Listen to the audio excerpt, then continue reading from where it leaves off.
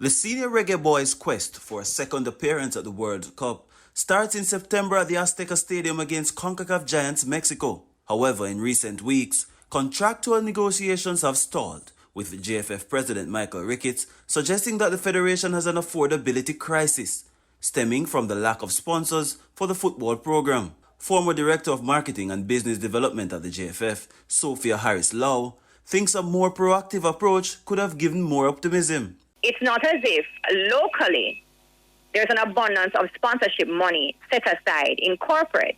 Now, internationally, there's abundance, there's excess.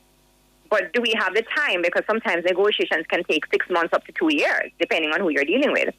And I have said to them previously, when you're trying to get into a 2021 budget, you have to begin negotiations with most organizations who plan from 2019, 2020. So it's not too late, but it becomes much more challenging with every passing hour. Harris MBA resigned from the post in late 2019 and admits the current administrative structure creates a burden to source funding. It took them a while to get to the place where they realize they have to make some tough decisions and hire competent, qualified people at a high level of competency to really lead the department. And I've always said this, and they know this is where I stand, because at the end of the day, there are only two people, and the president is a non-executive president.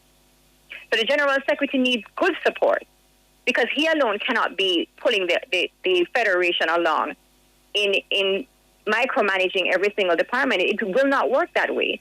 Many would think the image of the JFF has been tainted based on its public spats with its stakeholders.